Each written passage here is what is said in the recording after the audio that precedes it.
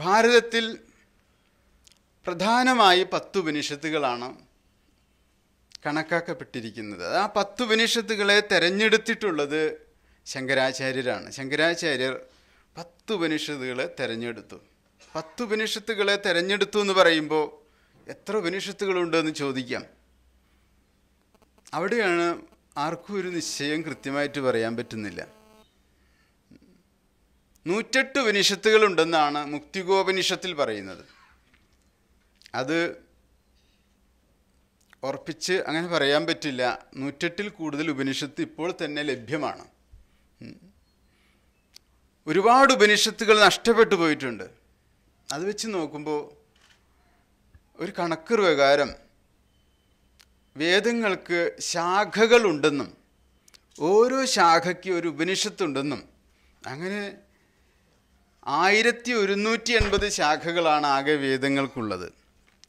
1180 ഉപനിഷത്തുകൾ ഉണ്ടായിരുന്നുവെന്നും അതൊക്കെ കാലങ്ങളിലൂടെ നഷ്ടപ്പെട്ടു പോയി. ഇന്നിപ്പോൾ നമുക്ക് 108 ഉപനിഷത്തിൻ്റെ പുസ്തകങ്ങളും 160 വരെ ഉപനിഷത്തുകൾ കിട്ടുന്നുണ്ട് പലയിടങ്ങളിലും. അതിൽ പല ഉപനിഷത്തുകളും അടുത്ത കാലത്ത് എഴുതിയിട്ടുള്ളതാണ്. ചില ഉപനിഷത്തുകൾ സ്വാർത്ഥ ഉദ്ദേശത്തോടു കൂടിയിട്ടും എഴുതിയിട്ടുണ്ട്. ഓരോ ആചാര്യന്മാരുടെ താല്പര്യങ്ങളും അതിൽ വരുന്നുണ്ട്. അതുകൊണ്ട് ദശോപനിഷത്തുകളെയാണ് പ്രധാനമായിട്ടും നല്ല 10 ഉപനിഷത്തുകളായിട്ട് പറയുന്നത്. എന്നാൽ ശ്വേതാശ്വേതര ഉപനിഷത്തിനും ശങ്കരാചാര്യർ ഭാഷ്യം എഴുതിയിട്ടുണ്ടെന്ന് പറയുന്നു. ശ്വേതാശ്വേതര ഉപനിഷത്ത് ഉത്കൃഷ്ടമായ ഉപനിഷത്താണ്. അപ്പോൾ ഉപനിഷത്തിനെ സംബന്ധിച്ച ചില പശ്ചാത്തലങ്ങളിലേക്ക് വന്ന് നമ്മൾ കഴിഞ്ഞു. ഇനി ഈ ഉപനിഷത്തിനെ സംബന്ധിച്ച അറിവ് ജനകീയമായി തുടങ്ങിയിട്ട് വളരെ കുറച്ച് കാലങ്ങളായിട്ടുള്ളൂ. വിവേകാനന്ദ സ്വാമികൾ 1893 ചിക്കാഗോയിൽ പോയിട്ട് ഇതിനെക്കുറിച്ചൊക്കെ പ്രസംഗിച്ചപ്പോൾ ആളുകൾക്ക് ഇവിടെ അക്ഷയമായ ജ്ഞാനത്തിൻ്റെ ഖനിയുണ്ടെന്ന് കേൾക്കാൻ തുടങ്ങി. അതിലും മുമ്പ് തന്നെയാണ് ഇവിടെ മാക്സ് മുള്ളർ എന്ന് പറയുന്ന ഒരു ജർമ്മൻ പണ്ഡിതൻ വേദങ്ങളെ പകർത്തിയെഴുതി അച്ചടിപ്പിച്ച് ഉപനിഷത്തുക്കളുടെ മഹത്വത്തെക്കുറിച്ചൊക്കെ എഴുതാൻ തുടങ്ങിയത്. പക്ഷേ മാക്സ് മുള്ളർ ഒന്നുമല്ല ശരിക്കും ഭാരതത്തിൽ നിന്ന് ആദ്യമായിട്ട് ഉപനിഷത്ത് പുറം ലോകത്തിന് കാണിക്കുന്നത്. ഔറംഗസീബിൻ്റെ സഹോദരനായിരിക്കുന്ന ദാരാ ഷിക്കോ എന്ന് പറയുന്ന ഒരു മുസൽമാനാണ് ആദ്യമായിട്ട് സംസ്കൃത ഭാഷയിൽ നിന്ന് ഈ ഉപനിഷത്തുകൾ പേർഷ്യൻ ഭാഷയിലേക്ക് തർജ്ജമ ചെയ്യുന്നത്. ഈ ദാരാ ഷിക്കോ എന്ന് പറയുന്ന ഔറംഗസീബിൻ്റെ ജ്യേഷ്ഠൻ ഇല്ലായിരുന്നുവെങ്കിൽ കുറേ കാലം കൂടി ഈ ഉപനിഷത്ത് പാശ്ചാത്യ നാടുകളിലേക്കൊന്നും പോകാതെ ഇവിടെ കെട്ടിക്കിടക്കുമായിരുന്നേനെ. പക്ഷേ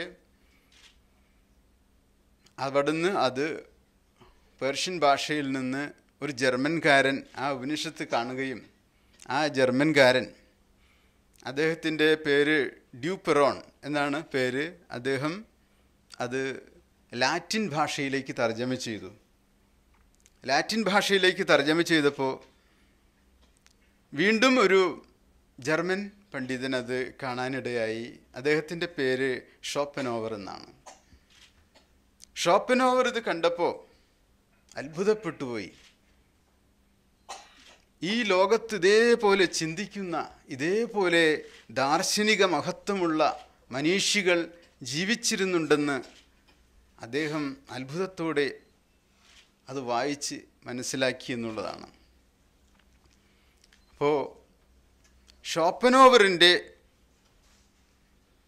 ആ അഭിപ്രായങ്ങളിൽ നിന്നാണ് ലോകത്തിന് വലിയ മാറ്റം ഉണ്ടാകുന്നത്. ഷോപ്പനോവർ പറയുന്നു, ഇത് എൻ്റെ ജീവിതത്തിൽ ഒരുപാട് ആശ്വാസം നൽകുന്നു.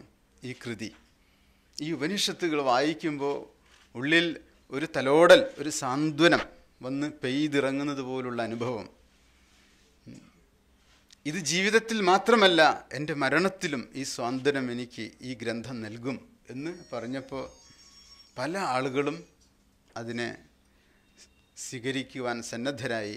പിന്നീട് ഉപനിഷത്തുകൾ വായിച്ച് മനസ്സിലാക്കിയിട്ടുള്ള ഒരുപാട് ആളുകളുണ്ട്. അമേരിക്കയിൽ വാൾട്ട് വിറ്റ്മാനെ പോലുള്ള കവികൾ പോലും ഉപനിഷത്തുകൾ വായിച്ചു തുടങ്ങി. ഷോപ്പനോവർ ഗീത വായിച്ചിട്ട് അദ്ദേഹം അത്ഭുതപ്പെട്ട് ഗീത തലയിൽ വെച്ച് നൃത്തം ചെയ്തു എന്ന് വരെ പറയുന്നുണ്ട്. ഗീത തലയിൽ വെച്ചുകൊണ്ട് നൃത്തം ചെയ്തു എന്ന് പറഞ്ഞാൽ അതേപോലെയുള്ള ദാർശനിക മഹിമ അതിന് നമുക്ക് കണ്ടെത്താൻ കഴിയും എന്നുള്ളതാണ്. അപ്പോൾ മാക്സ് മുള്ളറിന് ശേഷം പോൾ ഡോയ്സൺ എന്ന് പറയുന്ന ഒരു മഹാപണ്ഡിതൻ ഇന്ത്യയിൽ വന്ന് ഉപനിഷത്തുക്കൾ തർജ്ജമ ചെയ്ത്, ചിന്ത കൊണ്ട് മാത്രമാണ് അതിന് പ്രത്യേകതയുള്ളൂ. ജീവിതവും ചിന്തയും രണ്ടായിട്ട് നിൽക്കുമ്പോൾ വാസ്തവത്തിൽ ഉപനിഷത്തിൽ ജീവിതവും ചിന്തയും രണ്ടല്ലാതെ നിൽക്കുന്നു എന്നുള്ളതാണ്. അതുകൊണ്ട് ഭാരതത്തിലെ ഉപനിഷത്തിൽ എത്തിക്സ് എന്ന് പറയുന്നത് അതിൻ്റെ ഫിലോസഫിയുമായിട്ട് ലയിച്ചു ചേർന്നിരിക്കുന്നു. എത്തിക്സ് എന്ന് പറഞ്ഞാൽ അതിൻ്റെ സദാചാരം, ധാർമ്മികമായിരിക്കുന്ന വശം ദാർശനിക വശവുമായിട്ട് ചേർന്ന് ഏകീഭവിച്ചിരിക്കുന്നു. പക്ഷേ പാശ്ചാത്യ ചിന്തയിൽ ദർശനവും ധാർമ്മികതയും രണ്ടാണ്. നല്ലവണ്ണം ചിന്തിക്കുന്നവൻ നല്ലവണ്ണം ജീവിക്കണമെന്നില്ല. അതാണ് അതിൻ്റെ ഒരു പ്രത്യേകത. ഡെക്കാർട്ടിനെ പോലെയും കാന്റിനെ പോലെയും സ്പിനോസയെ പോലെയുമുള്ള ചിന്തകന്മാർ, വിശിഷ്ടമായ ചിന്തകളുള്ള ദാർശനികന്മാർ പാശ്ചാത്യ നാടുകളിലുണ്ടായിരുന്നു. അവർ ഉപനിഷത്തിലെ ഋഷിമാർ സംസാരിക്കുന്നത് പോലെ സംസാരിച്ചിരുന്നു.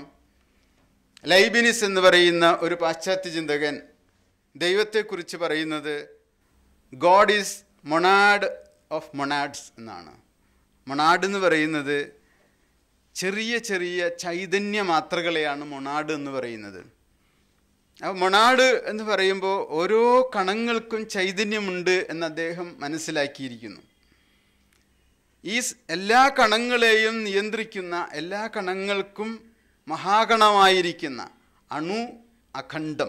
അഖണ്ഡമായിരിക്കുന്നതിനെ മൊണാഡ് ഓഫ് മൊണാഡ്സ് എന്ന് അദ്ദേഹം പറഞ്ഞു. അങ്ങനെ പറയുമ്പോൾ നമുക്ക് അത്ഭുതം തോന്നും, അദ്ദേഹത്തിനിത് ഉപനിഷത്ത് മനസ്സിലായിരിക്കണമല്ലോ എന്ന്. പക്ഷേ ഉപനിഷത്തിനെ അദ്ദേഹം വെറും ഒരു ചിന്ത മാത്രമായിട്ടാണ് മനസ്സിലാക്കുന്നത്. അതിന് ആഴത്തിലുള്ള ജീവിതത്തിൻ്റെ സ്പർശവും ഗന്ധവും ഒന്നും അവിടെ ഉണ്ടായിരിക്കുകയില്ല. ഒരുപക്ഷെ ഗ്രീക്ക് ചിന്തകരിൽ കുറച്ചാളുകൾക്ക് ആ പരിമളം ശരിക്കും ലഭിച്ചിരിക്കാനിടയുണ്ട്.